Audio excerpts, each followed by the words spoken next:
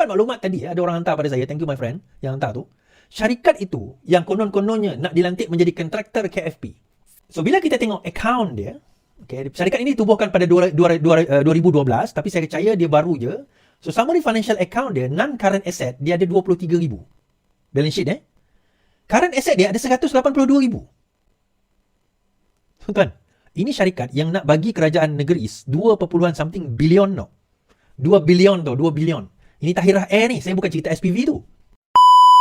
Assalamualaikum warahmatullahi wabarakatuh. Alhamdulillah geng, kita bersama lagi. Okey geng, hari ni kita nak cerita pasal KXP, kan, lapangan kapal terbang kargo yang diagung-agungkan oleh Sanusi dan juga rakyat Kedah, kan. Sedangkan orang dah bagi nasihat dah, KXP ni suatu hari, kalau hari ni hang buat pun, nanti hang akan meninggalkan beban ini kepada kerajaan pusat.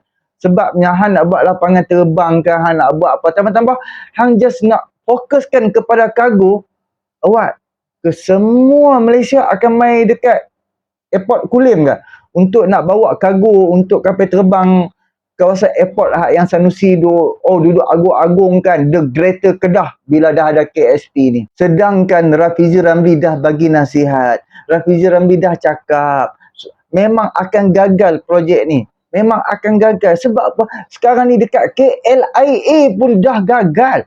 KLIA pun berapa banyak hampa boleh pergi sembang dengan beberapa orang yang pernah kerja dekat KLIA. Berapa banyak gudang-gudang yang dah kosong.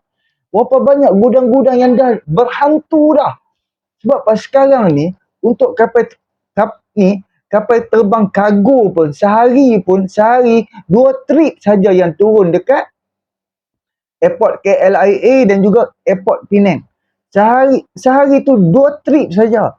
Awak, Sanusi, dia nak buat untuk kargo saja. Mula-mula tu memanglah dia duk cerita pasal kargo. Tiba-tiba dia kata, oh tak, untuk komersial juga.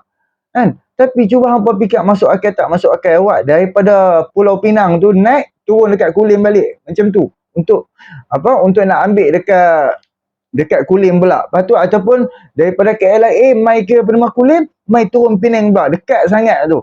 Tak, aku rasa tak sampai 10 km, babe. Untuk nak sampai daripada kawasan Kulim, nak mai dekat airport Pulau Pinang. Tapi dia tak dengar nasihat-nasihat. Sebab seorang menteri ni, dia nak bercakap apa-apa ataupun atas desakan daripada satu pihak tambah perbankan, of course dia akan pergi tanya syarikat-syarikat penerbangan. Dia akan pergi refer dulu sebelum dia buat keputusan. Sebab itulah kerajaan pusat tidak bersetuju untuk nak buat KSP ni. Dan setelah beberapa bulan kan, Menteri Ekonomi dah bagi nasihat, ekonomi dah berhujah, dah sampaikan tak perlu buat, tak boleh buat, bla bla bla, kita akan rugi. Last kali kalau KSP ni beberapa tahun dia dah jalan, kalau gagal dia akan tinggal kesan kepada kerajaan persekutuan. Dia akan tinggal tapak tu, airport tu akan jadi berhantu dan dia serahkan kepada kerajaan pusat. Dan apabila hari tu aku ada buat video tu duduk di dalam channel aku ni, soal Rafizi Ramli jawab, dia buat program bersama dengan Sanusi, cerita pasal peladang lah, cerita pasal macam-macam, dan dia selitkan juga soal KSP ni, lapangan terbang Kulim ni, kan. Tapi Sanusi ni dia tak mau terima nasihat langsung.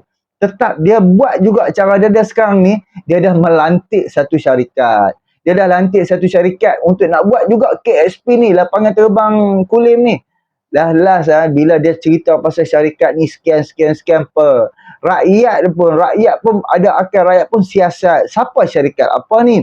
Syarikat itu, syarikat ni sekian. Syarikat tu keuntungan dia untuk 2022 pun, dan selepas cukai pun baru berapa ratus ribu saja. Dia bayar cukai pun baru berapa puluh ribu je. Lagi tak apa, aku akan bawa dengan apa sama-sama dengan Iswadi Moni. Dia akan cerita syarikat yang Sanusi dia nak bagi projek untuk nak buat lapangan terbang ni, kan. Syarikat tu kena sediakan deposit 2 bilion lebih.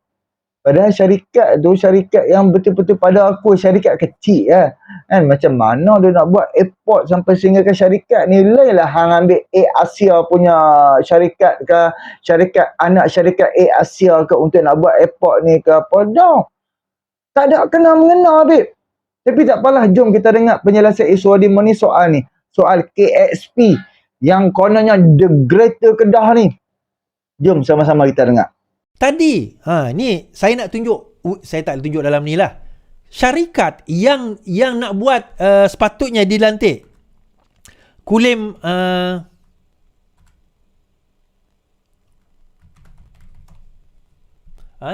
KXP.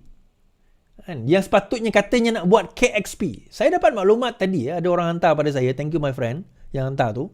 Syarikat itu yang konon-kononnya nak dilantik menjadi kontraktor KFP. Yang dilantik sebagai kontraktor KFP.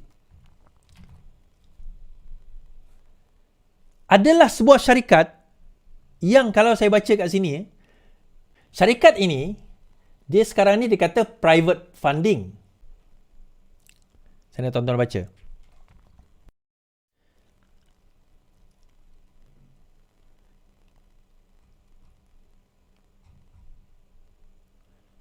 Uh, 22 November 2023, KXP Airport City Tahira Air sign joint venture deal to develop Kedah Aeropolis. KXP Aero City Holdings Sdn Bhd, a company who wholly owned by the Kedah State Government, on Wednesday signed a joint venture agreement with Tahira Air Sdn Bhd to establish a special purpose vehicle to continue development of Kedah Aeropolis project. Menteri Besar Kedah said that the new SPV which we named Kedah Aeropolis will be the new developer. Dia kata SPV, maksudnya KXP Airport Holding, dia akan buat joint venture dengan Kedah State Development. Dia sign joint venture dengan sebuah syarikat nama Tahira Air Sdn Bhd. 3 syarikat ini masuk, dia akan buat satu syarikat khas dinamakan untuk meneruskan Kedah Aeropolis Project. Dia kata the new SPV yang dinamakan Kedah Aeropolis Holdings Sdn Bhd, dia akan jadi developer untuk menggantikan the previous SPV. Previously, we signed a deal with another company, cancel kerana failure to deposit 125% of estimated land acquisition. Within 90 days of the agreement being signed today, this SPV company through Tahira will deposit 125%, around 2.5 billion for us to start the land acquisition process. Maksudnya dalam tempoh 90 hari, 3 bulan daripada bulan November, Disember, Januari, by Februari ini, syarikat itu kena menyediakan 2.5 bilion untuk memulakan, bagi kepada syarikat ini, kepada SPV, untuk menyediakan orang kata apa, projek tersebut, menurut kajian mereka. Now, siapa Tahira Air Sdn Bhd ni tuan-tuan? Pertama sekali, kita tak ada isu sangat lah. Dia punya modal berbayar dia adalah, ordinary share dia adalah hanya 2 juta. Dia ordinary share 2 juta. Saya tengah baca dia punya SSM punya detail. Saya boleh bagi macam ni je pada tuan-tuan. Saya tak boleh bagi. Macam tu tuan-tuan tengok je. Alright. So dia punya modal berbayar dia hanya 2 juta. Director dia antaranya seorang Cina, 1-2 sekretari Cina. So Zeni 1-2 Melayu. Okay. 1 Cina, 2 Melayu. Dan yang letak duit tu 2 juta tu yang si Folan ni lah, yang Cina ni lah, letak duit 2 juta. Okay, tak apa. Alright. So bila kita tengok account dia, syarikat ini ditubuhkan pada 2012, tapi saya percaya dia baru je. So summary financial account dia, non-current asset, dia ada 23,000. Balance sheet current asset dia ada 182,000. Tuan-tuan, ini syarikat yang nak bagi kerajaan negeri 2 bilion no. 2 bilion tu, 2 bilion. Ini Tahira Air ni, saya bukan cerita SPV tu. Dia punya current asset dia, asset semasa dia 182,000 je. Non-current asset, asset jangka panjang dia 23,000 je. Current liabilities dia 300,000. Okeylah, tak apa. Kemudian, revenue dia, pendapatan dia pada tahun 2021, 200,000 je tuan-tuan. Profit dia before tax, profit before tax is 8,000. Sorry, after tax. Before tax, 8,000. Profit and loss after tax is 34,000 ringgit. After tax. And this is a company that's supposed to come up with 2.5 billion ringgit within 3 months, 90 days.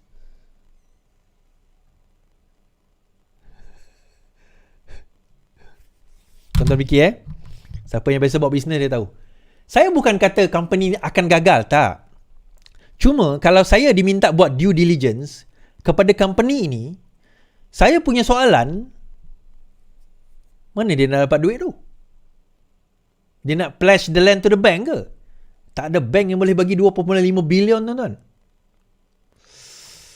So, tak apalah. Kita tunggulah. Bagi saya kita tunggu. I'm just saying. I'm not saying anything, but I'm just saying. Kita tunggu. Okey geng, Allahu Akbar. Syarikat ni syarikat apa ni? Hang nak buat projek bilion, tapi hang serahkan projek kepada syarikat yang tak tahu, kita tak nampak pun dia cecah million. Kan? Cuba tengok bila macam Iswadi cakap tadi, kan? Apa dia tak sampai million pun keuntungan dia selepas cukai, kan? Macam tak masuk akal kan? Kan? Itulah hak yang Iswadi tanya tadi, mana dia nak dapat duit 2.5 bilion tu? Mana dia nak dapat deposit 2.5 bilion untuk nak buat lapangan terbang KXP ni? Kan? Orang dah bagi nasihat, tapi dia nak buat juga. Dia pergi Jerman kan, mana baru ni dia pergi tunjuk, kata dia apa? Kata dia sedang berusaha untuk nak melaksanakan projek KXP ni. Bukan main lagi, sembang besar, sembang gah, tepuk meja apa semua, kita boleh buat. Last kali apa yang akan berlaku? Kan? Last kali memang kita boleh tengok kalau betul-betul dia buat ni, kita tak tahu sama ada berjaya ataupun tak berjaya. Tapi yang kita tengok dan kita dengar luahan ataupun penceritaan daripada orang-orang yang bekerja dekat KLIA 1, KLIA 2 dan juga Airport Pulau Pinang, bayangkan barang-barang kargo pun disumbat ke dalam perut kapal terbang yang bawa penumpang. Macam mana barang kargo duk nak banyak? Macam mana lambakan barangan-barangan kargo duk nak banyak? Sedangkan kapal terbang penumpang pun sumbat barangan-barangan kargo untuk nak jimat kos. Sebab sekarang ni kos minyak tu tinggi. Kita pun tahu harga minyak, contoh macam kita RON 95 pun dah RM4 lebih. RM3 lebih macam tu lah. Kerajaan bagi subsidi untuk kita. Ni bayangkan minyak kapal terbang lagi mahal duit. Macam mana ni? Kita boleh nampak lah kemungkinan besar projek ni akan gagal lah. Memang lah. Apa yang aku nampak, apa yang aku faham, dan hampa boleh pergi dengar balik penjelasan Rafizi Ramli berkaitan KXP. Waktu tu penjelasan Rafizi tu, Sanusi ada di sebelah dia. Sehingga ke muka Sanusi macam jebon. Kan? Mendengar penjelasan daripada Rafizi Ramli. Mula-mula dia kata dia nak buat untuk komersial. Tiba-tiba dia kata, kita nak buat untuk kargo saja. Dan apabila Rafizi Ramli cakap untuk kargo saja, sekarang ni kapal terbang penumpang pun, mereka masukkan barangan-barangan kargo di dalam perut kapal terbang tu. So, of course lah, servis kapal terbang kargo ni memang tak banyak trip. Kan? Tambah Penang pun, aku duduk dulu, sebelum ni aku kerja dekat dengan kawasan airport Pulau Pinang, Kilang Sam. Bahagian belakang aku punya kilang tu, tempat kami duduk smoking belakang tu, adalah kawasan naiknya kapal terbang dan turunnya kapal terbang. Kadang-kadang mereka ada hala mereka turun belah situ saja. Kadang-kadang mereka ada buat one way juga untuk naik. Dan kemungkinan mereka ada masalah apa-apa. Jadi kami duk buat raja di dalam gudang kami ni, kami boleh perasan. Kalau yang bunyi, betul-betul bunyi kapal terbang yang sangat-sangat bising gila tu, itu adalah kargo. Dan bila kami duduk smoking, kami nampak lah kalau bunyi bising tu sehingga kami kena tutup telinga tu, mengatakan itu kargo. Tapi sehari tu sekali saja. Ataupun ada jugalah 2 kali sehari. Dan itu waktu aku bekerja 2018 dengan 2019 kalau tak silap aku lah. Aku kerja antara 2019 lah kalau tak silap aku. Memang Yang selainnya kapal terbang biasa, kapal terbang kecil-kecil punya. Jadi itu pun di Pulau Pinang pun 1-2 trip. Macam mana nak buat KSP, kapal terbang ataupun lapangan terbang untuk kargo saja. Kod celah mana nak dapat keuntungan. Sedangkan modal pun berbilion ringgit, tapi kapal terbang sehari 1 trip ataupun sehari 2 trip. Berapa banyak boleh dapat keuntungan. Sekarang ni apa yang aku nampak, apa yang daripada segi pemikiran, dia duk cemburu. Barangan-barangan kilang-kilang daripada Kulim tu, semuanya kalau dia nak hantar ke terbang mana-mana, kena mai dekat Pulau Pinang. Jadi Pulau Pinang dapat keuntungan besar. Satu keuntungan daripada plus highway, kena naik jambatan Jambatan Pulau Pinang. Lepas tu dengan keuntungan servis cukai kerajaan negeri apa semua. Jadi kerajaan Pulau Pinang untung tu banyak.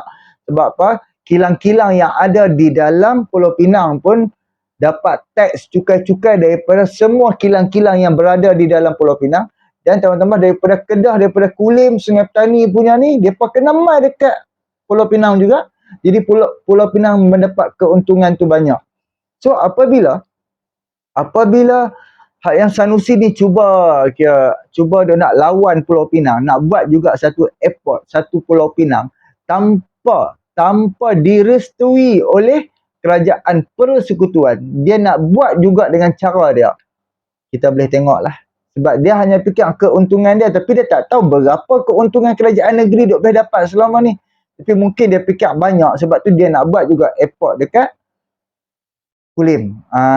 Tapi itulah dulu ni waktu zaman Mukris dulu kita duk dengar kan. Kita duk lalu jalan Kulim tu kan. Kita duk tengok nanti airport akan buat sini, tahu-tahu naik dah perumahan, tahu-tahu naik dah kilang itu kilang ni, tapi kita tak tahu yang kawasan airport KSP ni akan buat dekat area mana. Kita pun tak tahu, mungkin di dalam hutan lagi, mungkin kena masuk dalam lagi, sebab sepanjang jalan utama yang boleh pergi sampai ke Greek daripada Penang, Kulim, boleh pergi ke Greek tu, sepanjang jalan, tepi-tepi jalan tu dah diambil habis lah kan, buka kilang habis dah, kilang macam-macam dah kan, siap ada perumahan apa semua, tapi kita tak tahu yang tapak untuk nak buat airport tu tak tahu di mana. Tak apalah, kita tengoklah, sebab dia pun dia buat macam dia tu palatau, kita tengoklah cara mana sangat palatau dia tu. Jadi terima kasih banyak. Kita jumpa untuk video yang akan datang. Boleh tolong subscribe, like, komen dan share. Takkan mak ampaan tuan. Assalamualaikum.